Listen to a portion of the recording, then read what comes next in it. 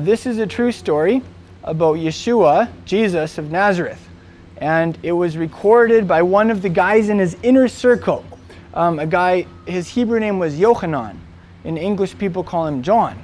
So one of these guys in Yeshua's inner circle, one of his closest disciples, wrote these memoirs about the life of the Messiah, some of the miracles he did, some of his teachings and conversations he had with people. And this story is from Yochanan's book, chapter 11, if you ever want to look it up sometime.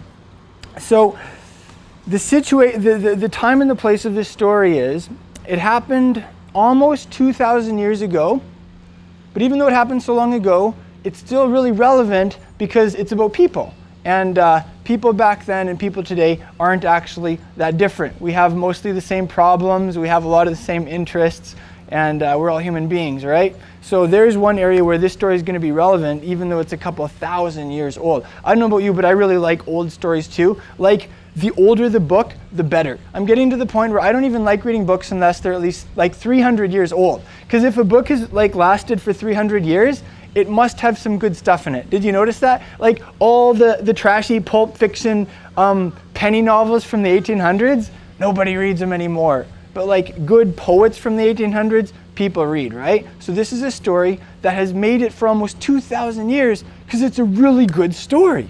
Now, this story did not happen in the West. This story happened in the Middle East. It took place in the land of Israel.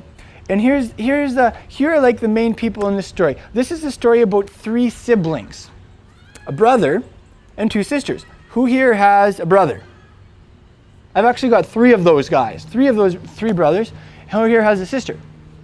Okay, I have 0 sisters. Okay, so this is a story about 3 siblings and about one of them that gets really sick. Now, the names of these siblings, the brother, his name was Eleazar. Everybody say Eleazar. It's a Hebrew name. He was named after the 2nd generation priest, like Aaron, the first high priest of Israel. He had 4 boys. 2 of them died prematurely, and then one of the ones that lived was named Eleazar. So this guy was named after him. In English, people often call him Lazarus. Now, he had 2 sisters. One of them was named Miriam. She was named after the older sister of Moses, who wrote down the Torah. And in English, she's often called Mary, right? So you have Eleazar, or Lazarus, Miriam, or Mary, and then the other sister was named Martha. And Martha is actually a very pretty name. It's an Aramaic name, and it means lady. So her name was Lady. She was probably quite a Martha. She was quite a lady, right? And actually, probably her namesake in Western culture, Martha Stewart. Like Martha Stewart is probably, she was like she's really famous for like working around the house and home ec and those kinds of things, right? Martha in this story was really like that too. She was a real busybody. She was always working around the house and like helping people. And someone came to the door, she'd want to feed them, like just get them on the table and feed them right away, like that kind of person, right? So anyway, these people, they lived in a town called Beit Anya. Everybody say Beit Anya. It was in the burbs of Jerusalem. Okay, Jerusalem was the capital of Israel 2,000 years ago, and they lived in a town about 2 miles out. So it was like one of the suburbs, and they had a pretty nice place. It's probable that they were young. They were probably in their teens and 20s, because from what we can see, neither of all 3 of them were married. So you probably have like 3 siblings in their teens or 20s. There's no evidence that their parents were around, so their parents probably had already died. So it's probably these 3 siblings by themselves. They inherited a nice big house. They probably inherited quite a bit of wealth. From some other stories about them in the Gospels, it looks like they were probably pretty well-to-do, right? So you have these 3 siblings in their teens or 20s. They're pretty well-to-do. Their parents are gone. And in this story, Eleazar, the brother, gets sick. He gets really sick. And the 2 sisters, they're like, oh no, Yeshua, he's healed people. We have seen him with our own eyeballs heal people. We're sure he could help our brother. We've just got to get word to him. Now here's the thing. Yeshua was hiding out. He was kind of on the run. He was a bit of a fugitive at that point. This story happened in the winter. You're talking like, I'll give you a couple of events that led up to it. Yeshua was down in Jerusalem for the festival of booths in the fall, where like the whole nation would build booths, and remember coming out of Egypt and all this stuff. Huge nationwide celebration. And you may remember that he got himself in some hot water, healing a blind guy, and then telling him to carry his mat on the Sabbath day, which was like the day of rest, when you're not allowed to do stuff like that. So some would say. Right? So he got himself in quite a bit of hot water because he broke some of the rules of the religious authorities. At that point, they were already thinking, we probably just want to knock this guy off. He went back up to Jerusalem for Hanukkah, which is like in December, January. And he got in more hot water then because he claimed that God was his father, and he claimed that he and his father were like this. They were one, right? And at that point, some of the people there freaked out. They said, that's blasphemy. And they started picking up stones, and they were just going to start hucking stones at his head and like kill him on the spot, right? It says that he managed to escape them. So probably did some kind of ninja kind of escape move or something and disappeared into the crowd. So anyway, he made it out of there. But at that point, like he was not popular with some of the high, like ultra religious people and with the religious leadership in Jerusalem. So he didn't go back up to Galilee, his home province. He actually skipped town and he cut east. I'll show you on a map here, just so you guys can imagine it here. Let's like draw a map. Let's say that this is the Mediterranean over here, okay? On the west. And then here you have Galilee up here. That's the province that Yeshua was from. It's kind of like big rolling hills, lots of agriculture, kind of like kind of redneck. Okay, Galilee was kind of redneck. Then you have Samaria, where all like the half-breed Samaritans that everybody hated were. And then you have down here, you have cultured, sophisticated Judea, where everybody would go for like to get an education, religious education, all this stuff, right? And of course, Jerusalem is right in the middle of that. So when Yeshua took off, he didn't go back up to the Galilee. He cut across the Jordan River to the frontiers of the country. If you think Galilee was like redneck, way out here was even more redneck, all right? It was out on the frontiers, little villages, and then it was just solid desert and a lot of dangerous things out there. So he was hanging out in an area that was called Perea.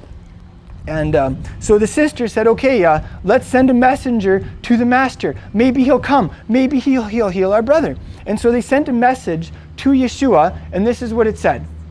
Master, the one whom you love, he's sick. That was the message. They never even asked him, would you come and heal him? They just said, Master, the one you love, he's sick. And that tells us a lot about Yeshua's relationship with these guys. What it tells us is these three siblings, like he really cared about them. I don't know, like, let me ask you, who are your closest friends? If I could say list your three closest friends, who would they be? And you'll have a couple people like jump into your mind. And if I asked you that 6 months from now or 12 months, it would probably be a different set of people, because often our best friends depend on where we live and some different factors like that, right? So anyway, all of us have some close friends, and then we have tons of acquaintances. Like on Facebook, for instance, I had over 4,300 friends on Facebook. People were at me all over the place because they're interested in what I have to say, and I had a lot of Hebrew students, right? And I was like, this is crazy. I don't even know most of these people. I think I like them, but they're not really my friends. So, you know, like, here's a little example. I abandoned that Facebook account like the sinking Titanic, and I opened a new Facebook account where my friends are people that are actually my friends in real life, like that I know, and then everybody else can subscribe. Right? So it was like that for Yeshua too. He had tons of people that thought he was pretty cool, that were really wowed by some of his miracles. You know, when he would like feed a couple thousand people like for free in a shot, they thought that was pretty fantastic, right? So he had lots of fans, lots of subscribers, you could say, tons of acquaintances, but he didn't have many friends. And what this story tells us, the way they sent this message is, like, these three siblings, they were actually some of his friends. Like, they were like his good friends. Like, they didn't have any vested personal interests in their friendship with him. They were pretty well-to-do. They didn't really want anything from him. They were just friends, right? So when he made the hike down to Jerusalem, he would stop at their place. Maybe he would stay for a couple nights. He would hang out and talk with them and eat with them and catch up, shoot the breeze, that kind of thing, right? So anyway, the sisters send this message and they say, Master, the one you love is sick. And Yeshua says this sickness isn't going to end in death. It's not fatal. Rather, this sickness is going to result in God's glory, because the Son of God is going to be glorified through it. Now that was key to his hearers, because in the Jewish mind there are two kinds of sicknesses. You can read about this like in the Talmud tractate Kiddushin, for instance. There's sicknesses that end in death, lameta, and then there's sicknesses that end in life. You don't die, and that's That's called lachaim, right? Those two kinds of sicknesses. So he says this sickness isn't going to end in death. It's just going to end in God's glory.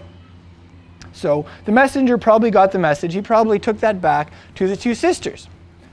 Now, this is where things get a little puzzling. Yeshua really loved these three. He really loved like Eleazar and the sisters, but he stayed where he was for another 2 days. He didn't immediately hoof it up to Jerusalem to heal him.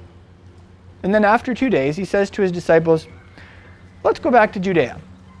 And his disciples, they're like, Master, we were just in Judea and they tried to kill you, like stone you. Are you sure you want to go back there? And he says something in the story about basically, look, it's daytime. If you walk in the daytime, you're not going to stumble, get tripped up and stuff, right? If you walk in the nighttime, then you get tripped up. And then he says, our friend Eleazar is sick, and I'm going to wake him up. He said he's sleeping, and I'm going to go wake him up. And the disciples said to him, Master, if he's sleeping, that's good. It means he's going to get better. You have a good sleep. It means you're on the recovery. And at that point, the storyteller, Yochanan, interjects and he says, Yeshua was talking about Eleazar dying, but they didn't get it. You know how sometimes even in our culture, people will like talk about them going to sleep or whatever. It's talking about a person dying, but it's like a euphemism or whatever. It was like that. So Yeshua just straight up said, Eleazar's dead, and I'm actually really glad for your sakes that we weren't there, so that you'll believe in me. So let's go. At that point, definitely was one of the optimists in the group of disciples, Thomas. He says, let's go too so that we can die with him. So he's always the optimist, right? Remember Thomas the doubter later on? He's the one who doubts and all this stuff. So he's like, well, let's go and die with him. So they start making the hike up to Jerusalem. Now, remember our map here? Yeshua is way over here on the eastern frontier. They had to go down out of the hills, cross the Jordan River at Jericho, and then make a 17-kilometer hike up to Jerusalem. So that's a pretty good distance. Like you're talking 20, 25 kilometers walking, right? So Yeshua and his guys are walking to Jerusalem. Meanwhile, let's scroll back to Jerusalem and we'll finish the story. So we have the three siblings in the burbs, and Eleazar dies. He dies. And I want to give you a little glimpse into how burial customs happened 2,000 years ago. And also how they mourned and things. It'll kind of give you a picture of those two sisters and what they went through. In the ancient Middle East, they would bury a person the same day that he died. So the day that Eleazar died, as soon as possible, they took him to this cave where people would be buried. And they would actually put the bodies in this cave. They would roll a stone over the entrance to the cave, and then they would leave the body for a year. And the body would decompose, and at the end of the year, all you'd have left is the bones. After which they'd put them in a little box called an ossuary, and they would put the box away in a special storage room of the cave. They did that because you're in this really rocky area, and it is just no fun trying to hew graves out of rocks. So you kind of use this cave, and you keep cycling cadavers through the cave, right? So anyway, the same day that Eleazar died, they took him to the cave. They would have wrapped his body in burial clothes called tachrichin, and they would have put a lot of sweet-smelling fragrances in there, spices and things, and then they put him in the cave, and they rolled the stone over the mouth of the cave. There were a lot of people that were there to mourn with Miriam and with Martha from Jerusalem, and I'll read you an ancient prayer that they prayed. It's the same prayer that Jewish people pray today at a burial site. And this is actually, it's quite certain that this is a prayer that they prayed because it's in Aramaic. Later Jewish prayers were written in Hebrew. This one is in Aramaic, which means it's really, really old, right? And I'll read you just the first couple lines in Hebrew, and then I'll read it for you in English. It's called the Kaddish. Everybody say Kaddish. And the prayer that they prayed at the tomb of their brother went Yit Kadal v'Yit Kadash Merabah Ba'alma Dihu. And then there's a standard version, but this is the one you pray at a burial. It says Dihu Atid La'achdata. If you've ever seen The Passion of the Christ, then you're familiar with that kind of sound, right? It's Aramaic. Anyway, this is what a translation of the prayer that they prayed would be. May His great name grow exalted and sanctified in the world which will be renewed, and where He will resuscitate the dead and raise them up to eternal life. That's the way that prayer started. Then later on, there's this long list of like praying for God's name, for his reputation, and I'll read you just a little bit in the Hebrew or Aramaic so you can get a feel for it. It says, Yitbarach, v'yishtabach, v'yitba'ar, v'yitromam, v'yitnaseh, v'yithadar, v'yitaleh, v'yithalal, shmei dekudesh abrichu. And the English translation says, blessed, praised, glorified, exalted, extolled, mighty, upraised, and lauded be the name of the Holy One. Blessed is he. And then the prayer goes on. But anyway, this was a prayer that Martha and her sister Miriam prayed at the grave of their brother. And what I really want you to just notice there is two things they prayed. Is they said, may God's name be like sanctified, like hallowed, right? In the world which will be renewed, and where he will resuscitate the dead, right? So notice that. There's that theme of like God bringing the dead back to life. And then later in this prayer, it says like, may the name of the Holy One be glorified. So just watch for those two themes in the story. It's like two themes from this prayer that they prayed. Just to give you a little bit of background there. And then there are a couple more things that happened in the burial process. I'll just describe them for you so you can kind of get a better glimpse of it. As the sisters were leaving their house to go and see their brother buried, there would have been some people that stayed behind and turned all the furniture upside down and put the beds on the floor because they were going to sit Shiva. Sitting Shiva is a Jewish custom of burial, like and then mourning, where basically you just unplug from life and you just stop everything and you just grieve for a week, basically. Intensively. And so after they left, basically all the furniture was turned upside down, so people would just sit on the floor with them in mourning. The beds were put on the floor, so if they were going to lie, when they lay down at night, it would just be on the floor. It's kind of a picture of just that kind of thing, right? So some people would have done that.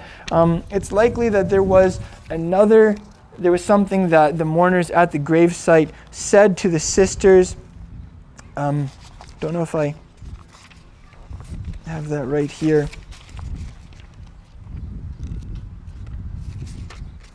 Yeah, let me just look it up. Sorry, 1 second. I lost my page there.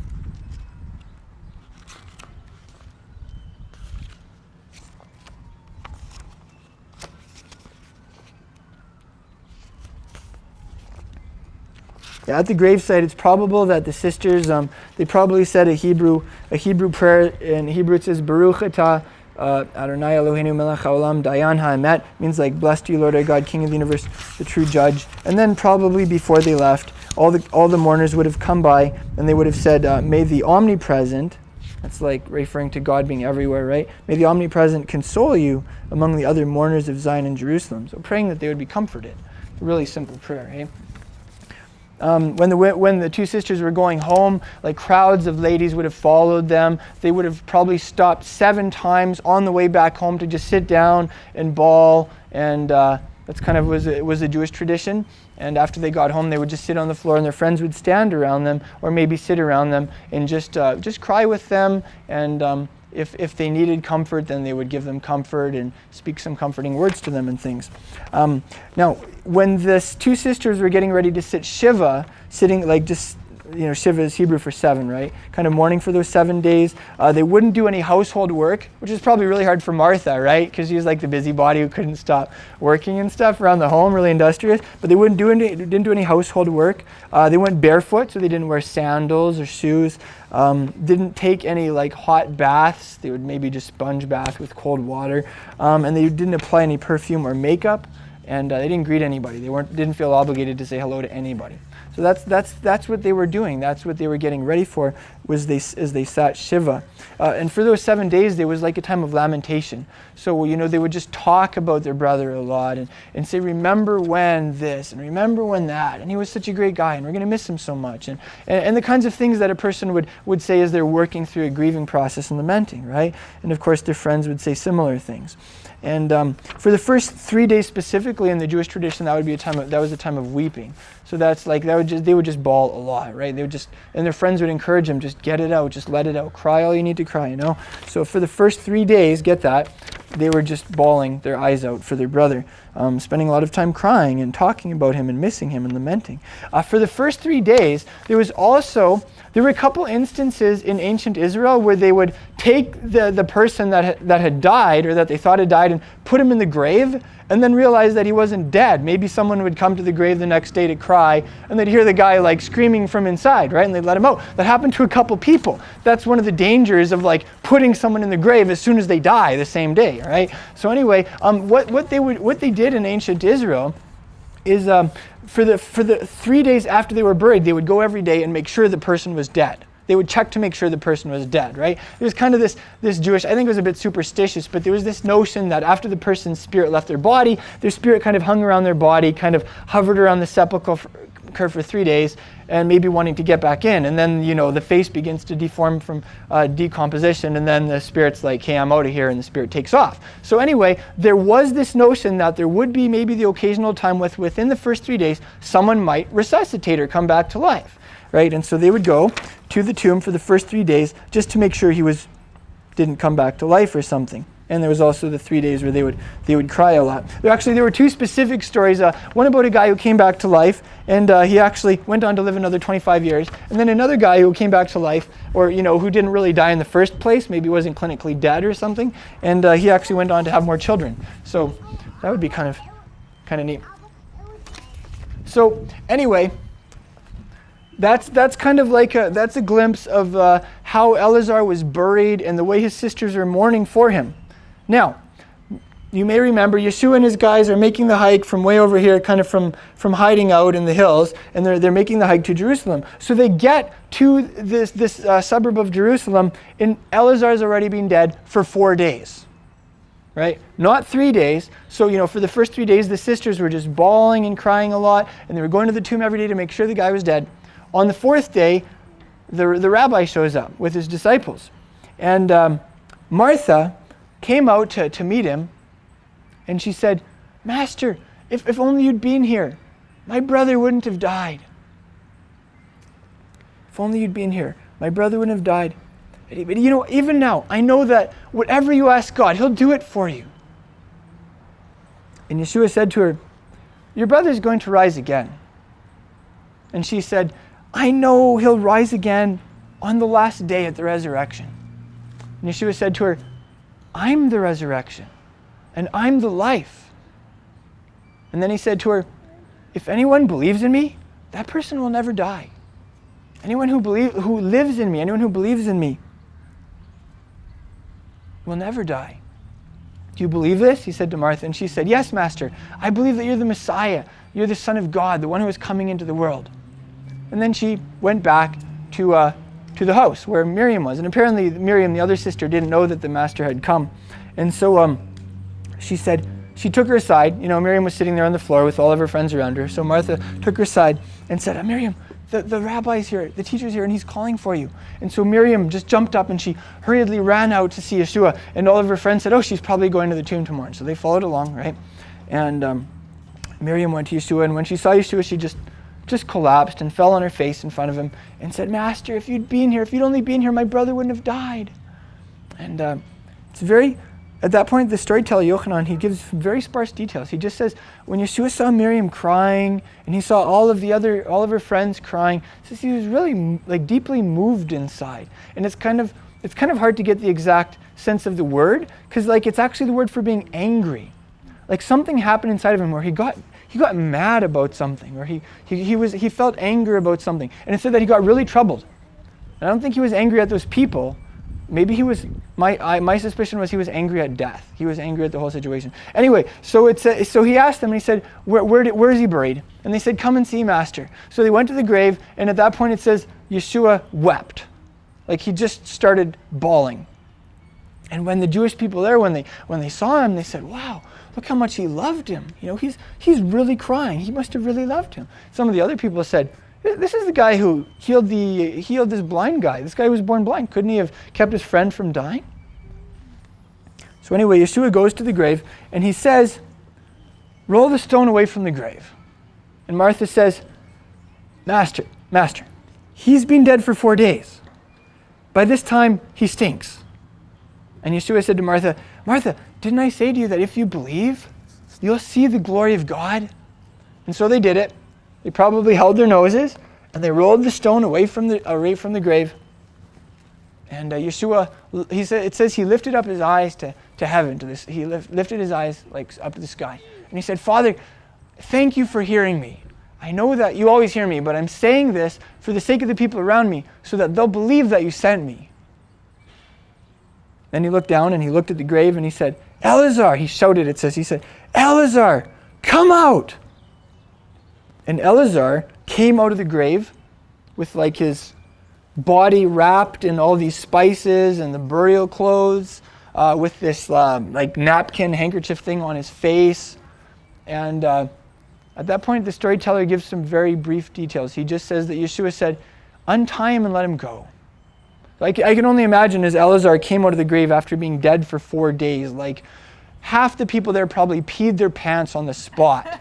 I mean, seriously, like if you see a guy who was dead for 4 days come alive, you would totally freak out. Like your hair would all stand on end. You would probably like stop, you'd feel aghast, and then you'd probably scream or something. And who knows, I'm assuming they were all probably just freaking out, which is why Yeshua had to give such practical instructions. Like there's the guy standing there like all tied up, and he has to be like, hey guys, like untie him and let him go, you know? So the story ends by saying some of the people there snitched. Some of the people went to the religious authorities in Jerusalem and said, he just raised a guy from the dead who's been dead for 4 days. And so they convened this like damage control council of the Sanhedrin, which was like it would be like the governing body of Israel, right? So they all got together and they said, what are we going to do? This guy is doing legitimate miracles. If we let him keep doing miracles like this, everybody is going to believe in him. The whole nation is going to start following him. And the Romans are going to come in and they're going to wipe out our country and they're going to destroy the temple. Now, the high priest that year was named Caiaphas. In English, he's called Caiaphas. And Caiaphas, it said, you guys don't know anything.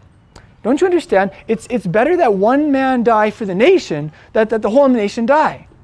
In other words, let's just kill this guy so the rest of us can survive. So at that point, the whole like religious leadership of the nation became dead set against him, and they said, this guy's got to go, or everybody's going to start following him. So that's the story. Here, I'll just ask you a couple of questions about this story, and we can think about it a little bit together. There's several like key figures in this story, and they had experiences, they had feelings. Is there anyone in this story that you can particularly relate to? Maybe you can relate to having a sibling that you really care about, or a loved one that gets sick, maybe really sick. I think most of us have probably had loved ones that were sick and that died.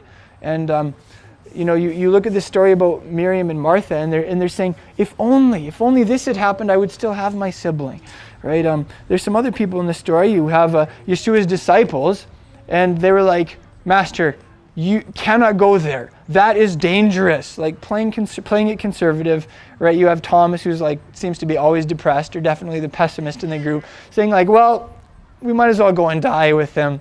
Always the pessimist in the group. Later on, you have some of the crowd. Some of the crowd was like, wow, Yeshua is a real guy. Like, look at how he loves his friend. He's really crying. He's really losing it here. So even though, he was a great public figure, even though many people viewed him as the Son of God, they were also like, wow, Jesus is a real guy. And he has real feelings. There were skeptics in the crowd too, right? Who said like, couldn't he have kept this guy from dying? I mean, this guy's done other miracles. He's healed people, right? And that's very true today. Some of us can relate to like disappointment. Some of us can relate to skepticism. Some of us can relate to like the human side of the Messiah, right? They're all these different people. Maybe some of us can relate to Eleazar. Maybe some of us have had times where like emotionally we just felt sick inside, or mentally we felt like sick. I have had times like that. Like maybe you've had a day or a week or a month where you just feel gross and you don't want to get out of bed in the morning, and you can feel it. You can feel like your soul life seeping out of you. Or maybe if you've been in a relationship that was just a really bad relationship and it just sucks the life out of you, and it's sickening. I think we can all relate to maybe to Eleazar, like just sickness. It's something that all of us as human beings feel. Maybe some of us have even been able to say, yeah, I can relate to dying. I mean, maybe I haven't physically died. I'm guessing none of us have ever physically died of an illness, but maybe some of us have felt something in our souls die as the result, let's say, of a failed relationship, or a people that let us down, or sometimes you just get jaded with life. You see suffering in the world. I've wrestled with that. I've had times where let's just say, you watch a documentary of the Holocaust or you read history of it, it's really hard to think about the Holocaust and not to feel something in your soul die. Just as you ask, like, how could people be so evil? How could people be so cruel to each other? How could people be so messed up? So quite frankly, I think everybody in the city, everybody that we encounter has something deep down inside of them that died at some point. So I think when it comes to this story, this is a story about all of us and how all of us have faced sickness, all of us have faced death. And then maybe we could also ask, like, ongoingly, what does this story tell us about people? You definitely see people in the story who have needs, like the two sisters, and who they cry out for help. They send a messenger to the master, and what happens? He doesn't come. And the way they both say the same thing to him as soon as they see him, it tells us it's probably something they said over and over to him, to each other during those first 3 or 4 days before Yeshua showed up. They probably said, if only he had been here, if only he had arrived, it would have been okay. He could have healed him. I think we all have things like that where we just say the same thing to ourselves over and over in our minds. And you know what? Sometimes the mental tracks that we get in are good and true. Sometimes they're not true. Sometimes they mess us up. Have you ever seen someone and they just say the same thing every single time you see them? And it's just like, no matter what you say, you cannot get through to them because they're just stuck in this mental rut. I don't know. That's something that this story tells us. Often that can happen with us, whether it's true or not. And then maybe we could also ask, what does this story tell us about Yeshua of Nazareth? One thing it tells us is Yeshua had ESP. Like, I really believe that he had extrasensory perception, like maybe a sixth sense. From my perspective would just be he was really tight with God, and God would let him in on knowledge, because he told his disciples when they were still across the frontier that this guy was dead. He said, Eleazar is dead, and I'm glad that we weren't there, so that you'll believe. So let's go to him, right? So when Yeshua was heading over there, he wasn't heading over there like hustling along to make sure they got there in time so that he could help him.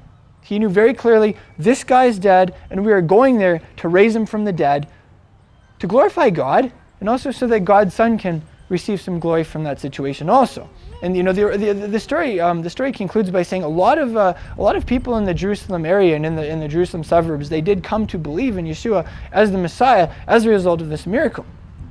Now, I think there definitely people would say, really? Like, people don't get raised from the dead. That's just physically impossible. That's against the laws of nature, right? An example would be Baruch Spinoza, who was a famous Jewish philosopher from the 1600s. He was a very strong skeptic, right? And he said, if this story about Lazarus is true, then I will go and I will tear up all of my philosophies and I will become a Christian. That's what he said, right? And so it's like one of those things where, he had a very good point. If Yeshua actually raised somebody from the dead, there's you got to give that guy some credit. Maybe there's something to him, hey? I personally believe that this was a true story, that it was an account that happened for a couple of reasons. When you read how we got the Gospel of John, the memoirs of Yochanan, they found copies of them from the 200s, like within 70 to 100 years after Yeshua did his thing, and they're exactly the way we have them today. So what that tells us is these aren't manuscripts that were tampered with by, let's say, the Catholic Church in the 300s and 400s. Some people sometimes say, well, you know what? Whatever it is they wrote 2,000 years ago, they got tampered with in the 300s, 400s by the Catholic Church and people with an agenda, and we don't have that today. But actually, archaeologically, that's just been proven not to be true. Maybe some people would say, yeah, it was just, he just wrote that down, and nobody really believed that. He just kind of made this stuff up. But actually, I don't believe that's true either. This is very interesting. You know how a lot of Jewish people 2,000 years ago didn't believe in Yeshua as the Messiah. Like the religious leadership, many of them rejected him. And you read the Jewish texts that were written for the next several hundred years. And there was a lot of arguing going back and forth. Jewish people who didn't believe in Yeshua, they had their reasons and they had their arguments, and you'd call that polemics, right? And then Jewish people who believed in Yeshua, they had their reasons and your arguments. And when you listen into the conversation, one of the things that never comes up is you never hear the skeptics saying, he never did miracles. Jewish people 2,000 years ago, even who rejected the Messianic claims of Yeshua, they acknowledged, yes, he did miracles. He did legit miracles. He cleansed guys who were lepers when no one previously was capable of doing that. He healed blind people. He did legit miracles. And he even raised people from the dead. like in the Jewish world 2,000 years ago, that was undisputed. The big question was, what do we do with this guy and with what he did, right? And because he so didn't fit some people's box, because he so didn't match people's expectations, and because he broke a lot of, he broke some of the rules of the religious leaders. He didn't play their game. He didn't kowtow to them. A lot of them just said, let's just kill him and try and be done with this thing. So anyway, that's a little overview of why I personally believe this actually happened, that this was a historical event. If that's true, what would the ramifications of that be? I think deep down inside of us, we all know that we weren't meant to die. Yes, there are the laws of entropy, and our bodies slowly get older, we get wrinkles, and everything starts to sag, and then usually after 70 or 80 years, you expire, and they put you 6 feet under, right? But deep down inside of us, we all have this dream that no, that's not originally the way it was meant to be. Especially if you ever seen two people really in love, they really believe that they're gonna live forever together. And maybe people would say, yeah, that's just silly. That's the silliness of romance or whatever. But I don't think so. Quite frankly, I think love is the realist reality that's out there. I think romance isn't just some something that happens in people's brains or some kind of chemical reaction. I think romance is one of the highest realities. And quite frankly, I think when two people are really in love and they're I want to live with you forever, I want to enjoy eternity together, I think they're sensing something of the ultimate reality of what was really made to be. And so, in Yeshua, he taught very clearly that there is going to be a time when God brings the dead back to life. So when you die, when they put you 6 feet under, that's your body. But that's not the real you. You are still around. You still exist. You still are conscious. And he's going to bring it back. That's something that Yeshua taught. And Yeshua taught that whether it's physical death or whether you're just dealing with somebody on your block who's just totally conked out emotionally or went through tough stuff and they're dead inside, Yeshua says, I'm the life. I want to come and I want to bring you life.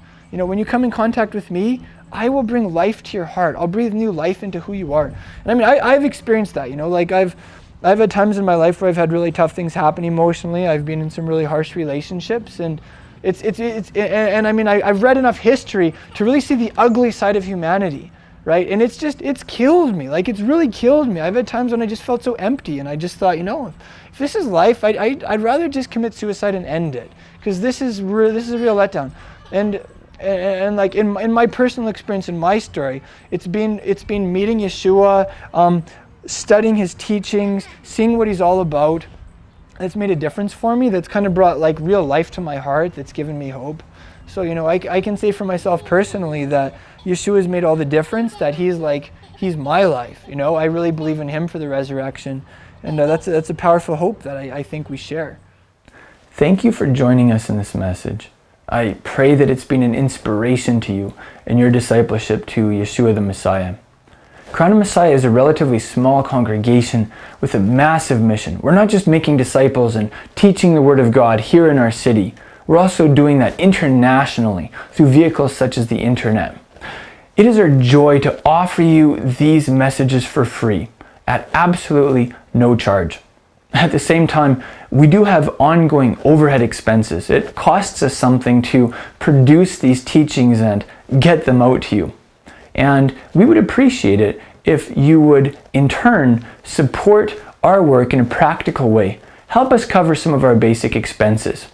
You can do that by going to our website, crownofmessiah.com, and going to the donate page, where you can make a one-time donation or you can set up a monthly automated donation.